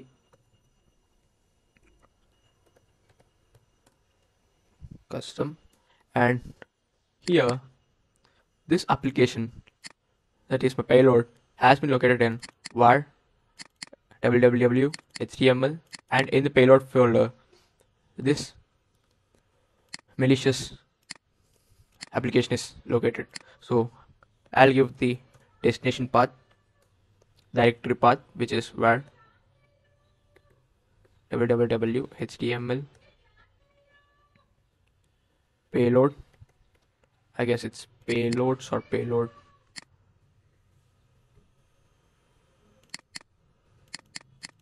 It's payload only. Next, I'll give my file name, that is crackgames.exe. I will click on enter. Now it has been set. After which I'll just click on exploit. As you can see, the exploit has been successfully run on the target system. Now, even after restarting the Windows system, you can still gain the access without actually executing the application within the target system. So now, in order to check if the persistence is working or not, we'll just restart our system.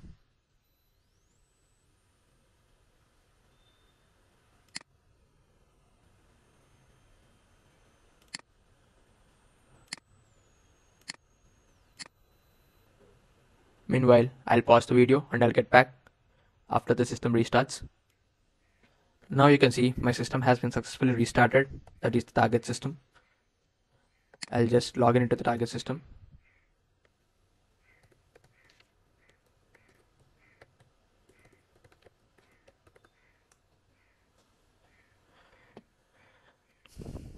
After logging into the target system, now as you can see the session has been closed as of now. Again we have to configure the default payloads which I have done previously. So now I am heading over to the Metasploit framework console. Here we'll type the commands which we have done before. As you can see, I have not executed anything in the target system. Use exploit.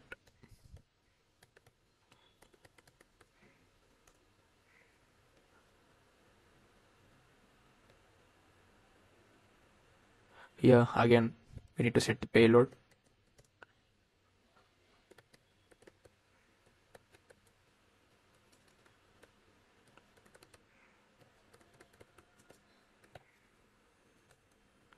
And I'll now click on exploit. Sorry, I guess I need to set the local host also. The host 192.168.0.-110. I'll now click on exploit.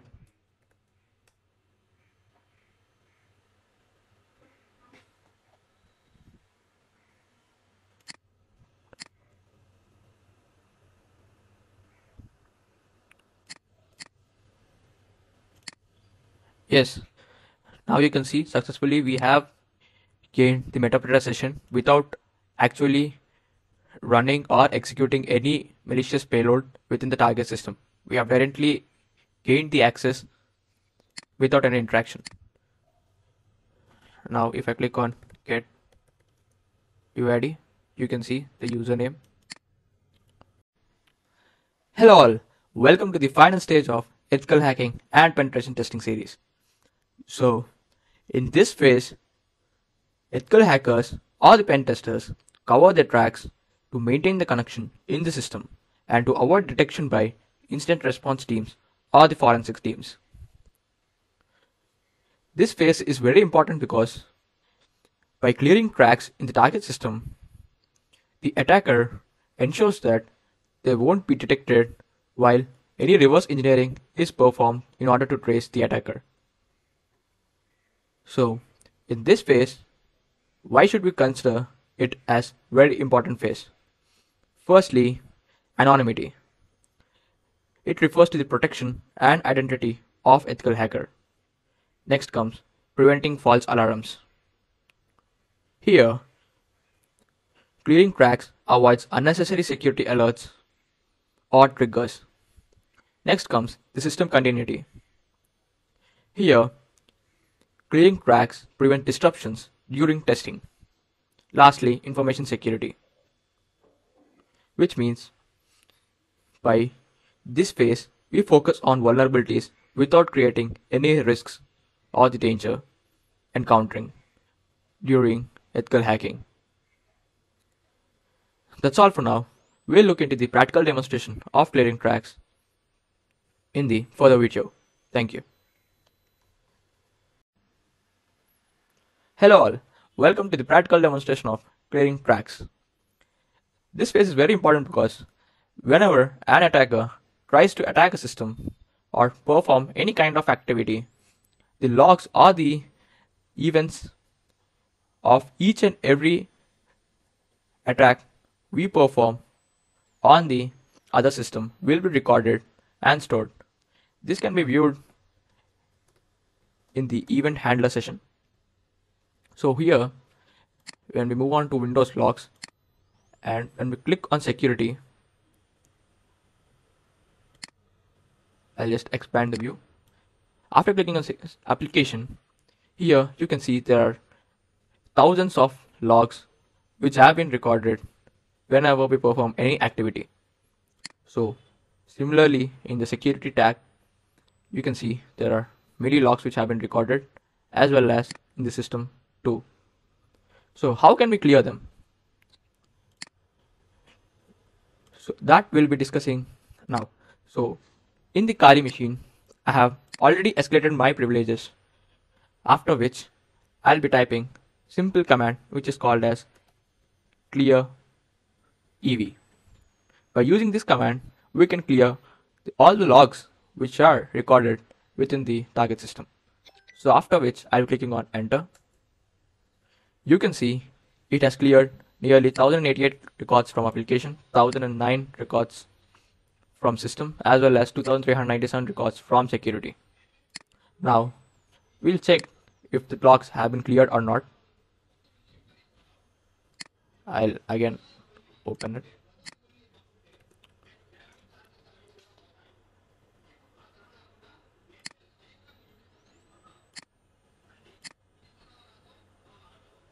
You can see all the logs have been cleared in the application as well as in the security and lastly system, right?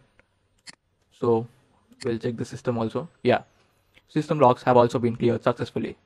So by this manner, the attacker or the pen tester can ensure that he is not detected when any tracing is performed by the forensic experts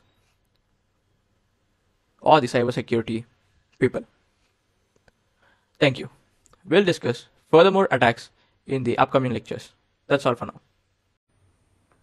Hello all. Now in this video we'll be discussing about SQL injection attack. So what is actually meant by SQL injection attack? In ethical hacking and pen testing, SQL injection is a technique where security professionals intentionally and legally attempts to exploit vulnerabilities in a web application's input fields or database queries by injecting malicious SQL code. So, what's its goal? The goal is to identify weaknesses and report them to the organization and assist in strengthening the system's overall security posture. Ethical hackers perform these actions with permissions and in compliance with ethical and legal guidelines to improve security rather than for malicious purposes. Now, we'll discuss about the workflow process of SQL injection attack. Firstly, input fields. Here, attackers target web application input fields like login forms or search boxes where user data is passed to the database. Next comes the malicious input. Here, attackers input specially crafted data that includes SQL code alongside regular user input. Furthermore, unsanitized data. If the application doesn't properly validate or sanitize input, it may directly insert the malicious SQL code into the database query. Next comes SQL query manipulations. Here, the injected SQL code alters the intended database query, allowing attackers to view, modify, or delete data. Next comes data extraction, wherein the attackers can extract sensitive data from the database such as usernames, passwords, or other confidential information. Lastly, database compromise.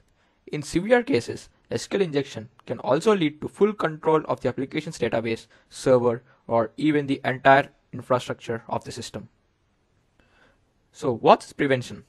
To prevent SQL applications, the backend web servers should use parameterized queries, input validation, and input sanitization to ensure user data doesn't interfere with database queries. That's all for now.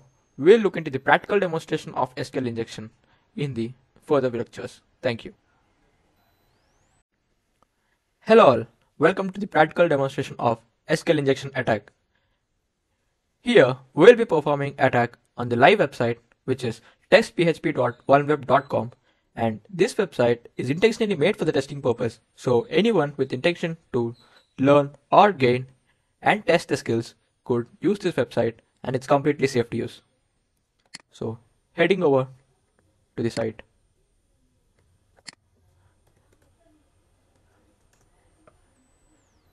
testphp.oneweb.com. Now, I'll be clicking on sign up, and here the default credentials for the username and password are test and test, and I'll be clicking on login. Now, I'll be heading over to the artist section, in which I'll be selecting the first artist. Here, this website is vulnerable to SQL injection. Now, I'll be copying the link or the URL. Next, I'll be opening my terminal.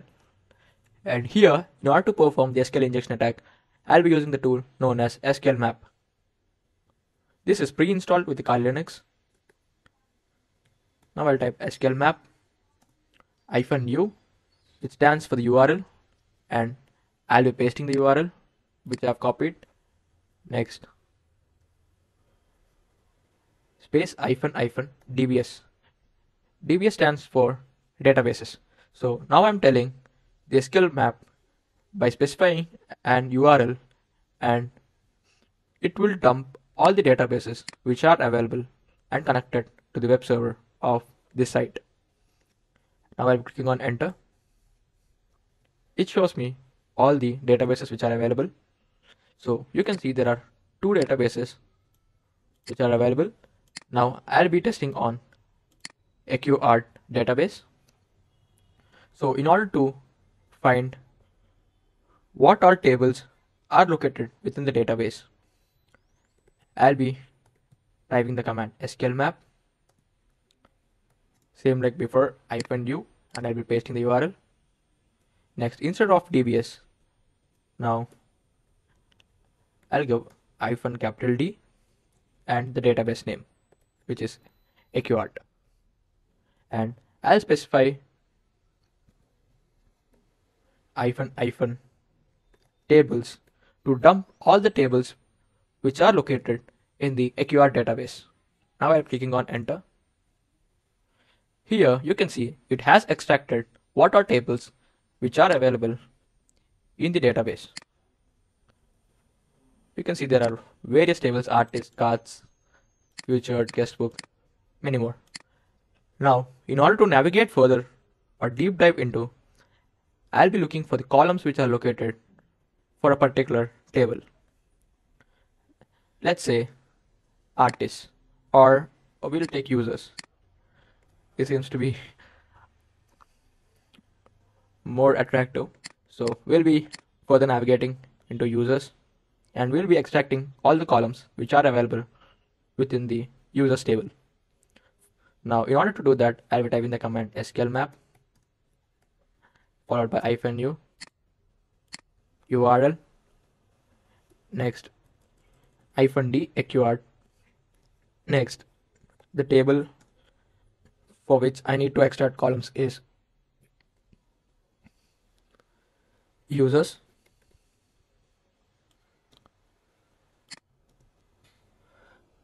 next I'll be specifying the columns which I want in the users table. Now I'll be clicking on enter. As you can see, it has listed out the various columns which are located within the users table. Now, in order to get all the information residing within the columns, I'll be typing the command SQL map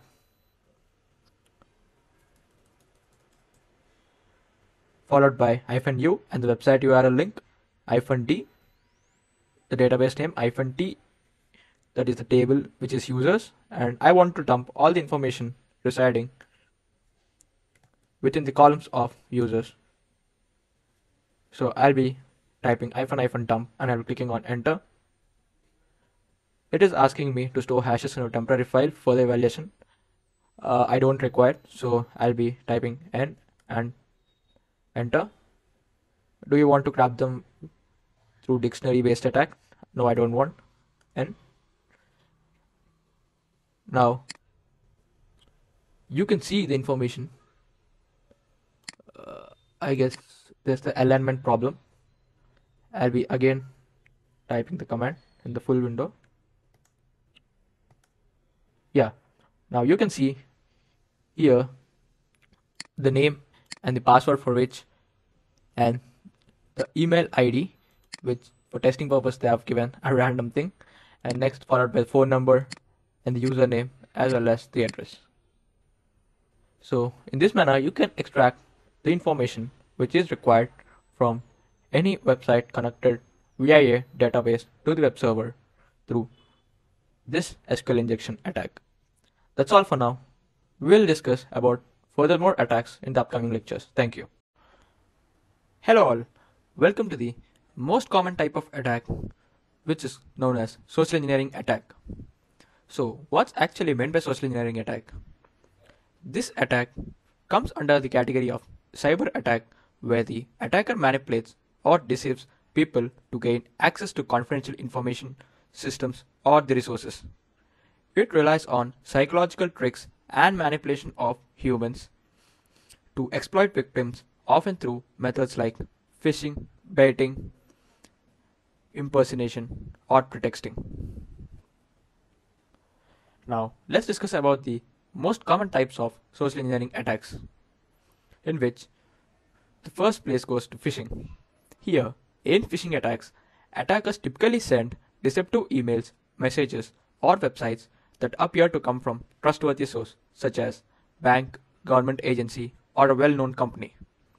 These messages aim to trick individuals into revealing personal information like passwords, credit card numbers, or other sensitive data.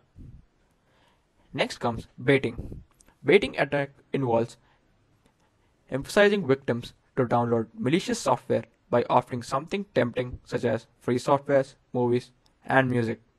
Once the victim downloads the bait, malware gets installed on the system. Furthermore, we'll discuss about farming. So pharming attacks redirect victims to a fake websites even if they enter the correct website's URL by manipulating the DNS, which stands for the domain name system, or poisoning the host file on their computer. This can lead to data theft and credential compromise. Lastly, wishing. Wishing is the voice counterpart of phishing. Attackers use phone calls to impersonate legitimate entities and extract sensitive information or convince victims to take specific actions. Thank you. That's all for now. We'll discuss the practical demonstration of social engineering attack, mainly phishing attack, in the further video. Hello all, welcome to the practical demonstration of social engineering attack. In this video, we'll be performing the phishing attack by using the default pre-installed tool, which is SE Toolkit. Without further delay, I'll be heading over to my terminal and I'll be opening SE Toolkit. Here, I'll be selecting option 1 and clicking on enter. Here, from this menu, I'll be selecting the second option, which is the website attack vectors. So basically, in this attack, we'll be cloning a fake website like Instagram, you can say, and when the victim clicks the link and enters his default username and the password credentials, those will be redirected to the attacker's machine, and he can see all the passwords and the username which you have entered, by which he can gain access to your social media accounts. Now, moving on, I'll be selecting option 2. Next, I'll be selecting option 3, that is credential harvester attack method. It's asking me to select web templates site cloner over the custom import. I'll be selecting option 1, which is pre-installed web templates. Here, it's asking the IP address for the post pack. So for this option, we need to give our default IP address of our attacker machine, which I'll be showing you, 192.168.0.110. It has already been detected, so we can directly click enter, by which it will default to the IP address of our local machine. Now, here in this option, I'll be selecting second template 2,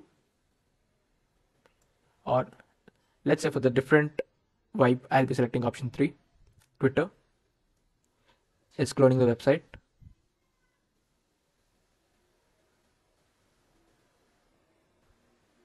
It is taking some time.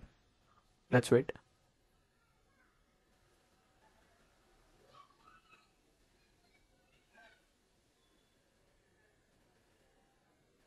I guess it's already running on the port 80. So I'll be heading over to the Mozilla Firefox browser.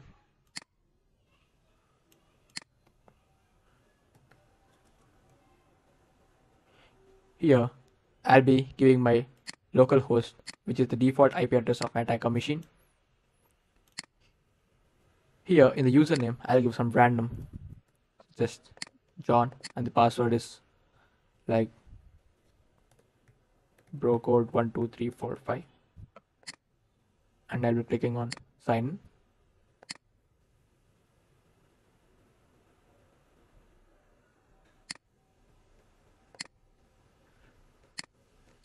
Now you can see over here, whatever we have typed has been recorded, which is the username we have typed, which is John, and the brocode 12345 is the password which we have given.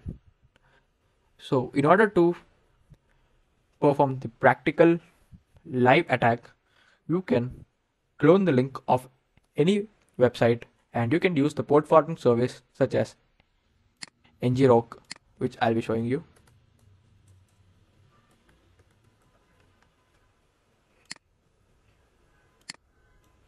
You can use ngrok for the port forwarding, and after doing the port forwarding, you can send this link to the victim whom you want to target, and if that person is in the different network also, he'll be able to access your attacker's link, and after entering the default credentials, they will be redirected to your attacker's machine, by which you can get the confidential information of the victim. That's all for now. We'll be discussing furthermore attacks in the upcoming videos. Thank you. Hello all.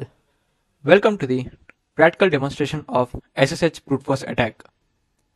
In this attack, we know the username, but in this case, we won't know the password.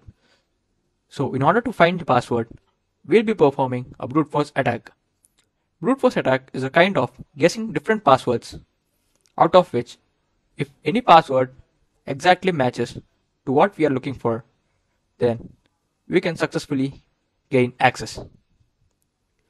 So this attack I'll be performing on a vulnerable system, which is Metasploit. I have already launched my Metasploitable machine. Here, the default username, which I know is MSF admin. But now I'll try to find its password. In order to do that, firstly, we need to check if the target system which we are looking for is connected within a local network. For this purpose, I'll be using the command netdiscover, and I'll be clicking on enter. It has listed out all the systems connected within our local network. Here, I'll be performing my nmap scan on the IP address, which is 192.168.0.106, in order to verify that the system which I'm looking for is metasploitable. Yeah. Here you can see there are different services which are running, out of which there is also a web server which is running on the port 80, and the service is HTTP, and we are looking for this service which is SSH. So what does SSH actually mean? It is a network protocol that allows secure remote access to systems and secure data connection between two systems. And as you can see, the default port used for the service is 22. Now, for this purpose, I'll be using a tool called as Crunch to create a word list of our choice. By using this word list, we can generate a list of the passwords which we wanted to brute force on the target system. So I'll be typing the command crunch, followed by the minimum number of characters a password should be in, which is 3.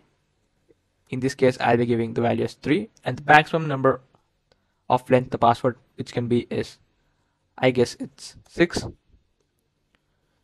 This can be found out, the minimum and the maximum length can be found out in the initial stages where we do information gathering and the steps which we performed in the initial stages. After which,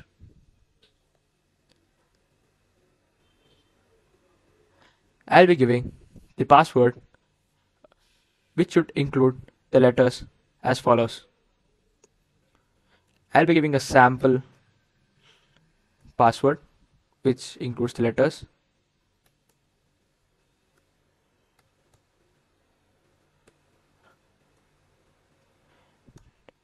Next, I'll be giving the default output which is to be saved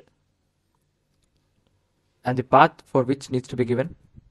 Here, -o stands for the output, and the path where I wanted to store this word list is on desktop, and the name for the file I'll be giving is some pwd.txt. Now I'll be clicking on enter. As you can see, it has generated nearly 2,99,520 passwords. And I'll open the list. you can see all the passwords which it has generated. My password might be in this list, but in order to quickly initiate this process, I'll be typing my password, that is the target system password, which I know already.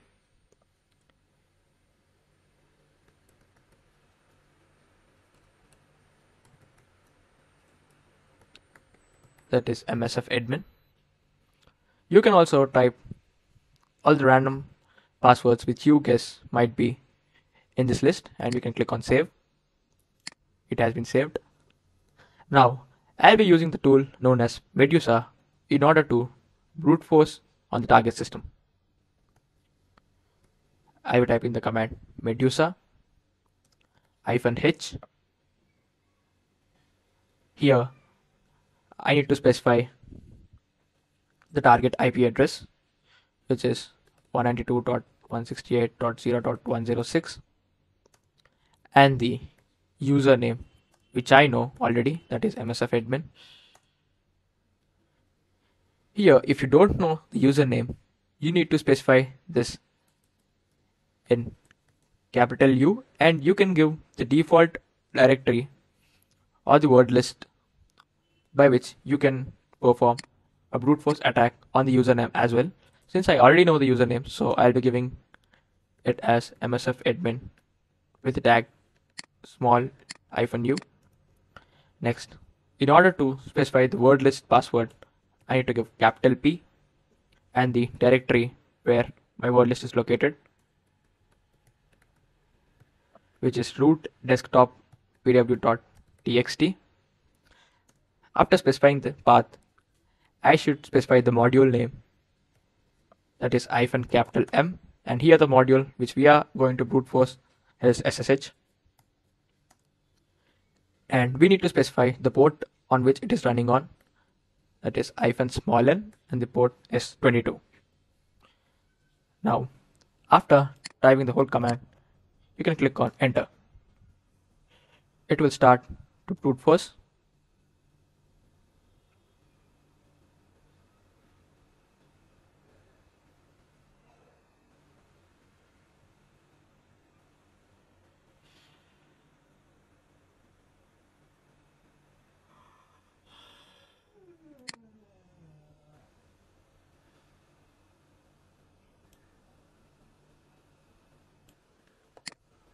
Now, after generating the password list, I'll be using the tool called as Medusa in order to perform the brute force attack. I'll be typing the command Medusa -h and the target IP address I need to specify, which is 192.168.0.106. And since I already know the username, which is MSF admin, so I'll be giving MSF admin. If you don't know the username, you can also brute force it by giving capital U and the path on which it is located, that is your word list where it is located, so that you can also try brute forcing the username on the target system. Here, since I already know the username, so I'll be specifying -u and the username is MSF admin. And now we'll be trying to brute force the password. So since we don't know the password, I need to specify -P and the directory where my word list is located, which is root desktop pw.txt. After which I need to specify the module, that is the service on which we are trying to perform or initiate the attack, for which I'll be typing -M and the module name is SSH. After which I'll be giving the port on which the service is running, that is by default is on 22. Now I'll click on enter. It will try to brute force the password on the target system through SSH protocol.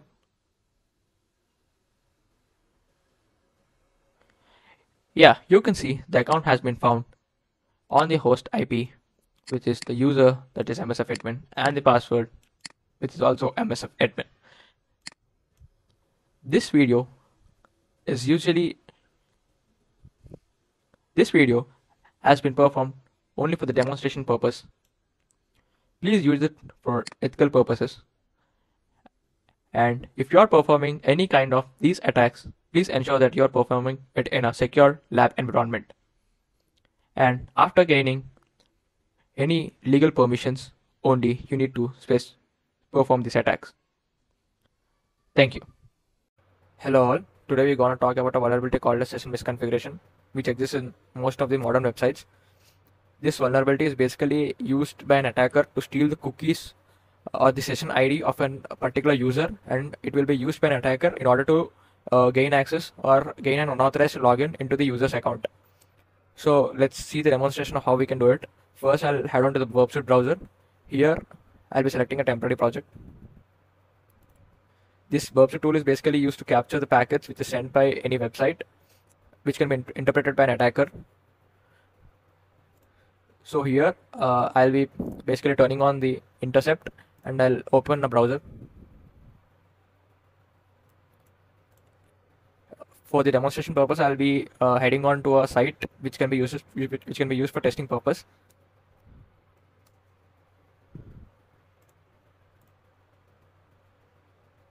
So first, I'll be logging in as an user. For this, I need to turn the intercept on, and it has already provided me the default credentials, which are the username is test and the password is also test. So the original user will be logging into his account by using his credentials.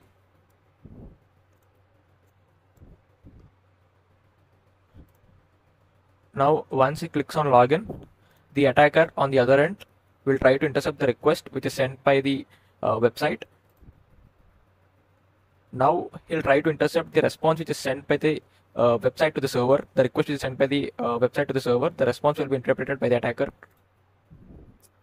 Here we get to know that the cookie is stored over here, and this is unique for each user. So this will be copied by the attacker. Now he'll forward the request.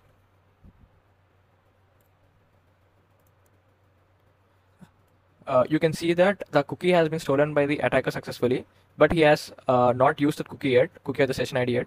So now I'll just turn off the intercept, and I'll basically log out from the original user account. Now here the original user account will be basically logged off from his default account. Now I'll be again turning the intercept on, and next, for example, if we move on to the profiles page, here in the request section, the attacker basically writes a name called as cookie, and he'll paste the session ID or the cookie which is captured while the user was entering his credentials. So this cookie has been pasted over here. Next, we'll forward the packet, and next we can see that successfully have logged in into the user's account. And if you want to navigate into some other default tabs, you can do that, like your card section and all. And same here also, we'll be pasting upon the cookie which is captured by an attacker. Here, this is the cookie we have captured from the user. And again, next, if we are forwarding the packet, it will again show us that the user's account has been logged in by an attacker successfully. By this method, most of the bank accounts, if the websites are vulnerable, they are prone to vulnerable through session misconfiguration. So be secure, be safe. Let's protect our world together. Thank you. Hello all. Now in this video, we'll be discussing about the most common attack, which is the MAC threading attack. So this MAC threading attack is also known as MAC table overflow attack, which is a network security attack that targets the switches in a local area network. In this type of attack, the attacker floods the network with a large number of Ethernet frames, each containing different source MAC addresses. The objective of the MAC threading attack is to overload the switch's MAC address table and causing it to enter a state of instability or confusion, potentially leading to the denial of service or other security vulnerability breach. Now let's discuss the workflow of MAC flooding attack. Firstly, switches containing MAC address table. Here, switches maintain a MAC address table that maps each map address to the corresponding physical ports. This table is used to efficiently forward traffic to the correct destination port. Next comes the flood of fake MAC addresses. The attacker sends a flood of Ethernet frames to the switch, each with a different source MAC address. These are often fake. The switch adds each of these MAC addresses to the MAC address table. Now comes the table overflow. As the attacker sends more and more frames with different MAC addresses, the MAC address table on the switch can quickly become full.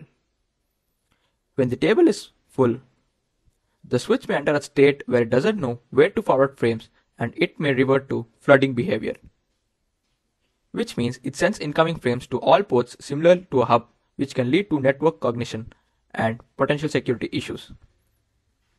Coming to its impact, the consequences of successful MAC flooding attack can include network performance degradation, disruption of network services, or even the interception of network traffic, which can be a significant risk to the security infrastructure. Now, we'll look into the practical demonstration of MAC flooding attack in the next video. Thank you. Hello all, welcome to the practical demonstration of MAC flooding attack. For this demonstration purpose, we'll be using a tool known as MACoff, which is pre-installed with the Kali Linux. Heading over to the terminal,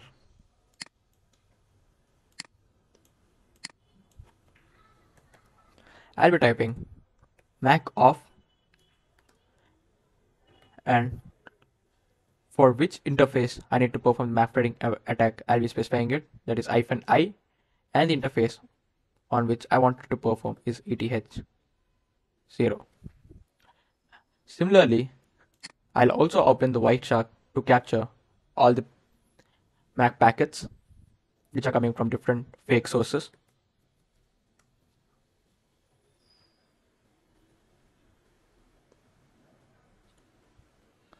I'll be selecting the interface which is ETH0.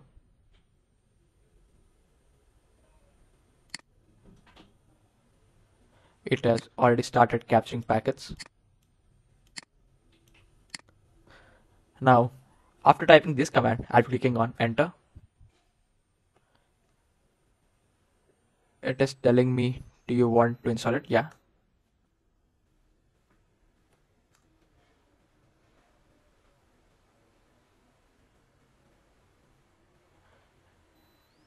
I guess it's not pre-installed the Kali Linux. In the latest versions, I think we need to install it manually, but for the older versions, it comes pre-installed. Now, I'll be again typing the command and I'll be clicking on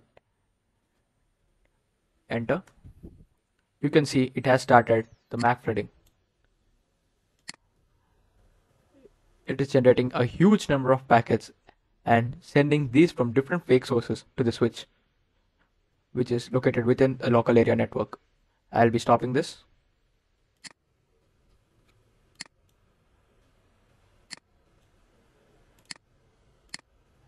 And you can see in the Wireshark, there are thousands of fake MAC addresses coming from different sources, and these are occupying the memory in the switch, by which after the switch gets the memory filled, which leads to the state of buffer overflow, it will distribute all the network traffic to all the ports which are connected to it.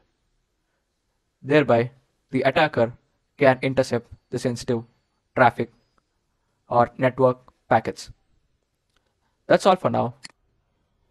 We will be looking into more practical demonstrations of further attacks in detail in the upcoming lectures. Thank you. Hello all. Congratulations on successfully completing the ethical hacking and penetration testing course. I'm so proud of each and every one of you for your hard work and dedication.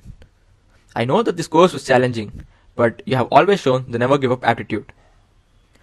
You also demonstrated a strong commitment towards ethical hacking and penetration testing, and I'm confident that you'll use your skills to make this world a safer place. Consider this course as an crash course, and I'll be updating all the other content modules soon. I encourage you to continue learn and growing. This cybersecurity landscape is constantly evolving, and you need to stay updated with the latest threats and trends. You can also stay updated by practicing CTFs on TryHackMe, listening to security podcasts, which can be on Spotify, as well as reading news on the hackernews.com website. I am confident that you will always be successful in your careers, and I wish you all the best. Yours sincerely, Chandrakant. Thank you.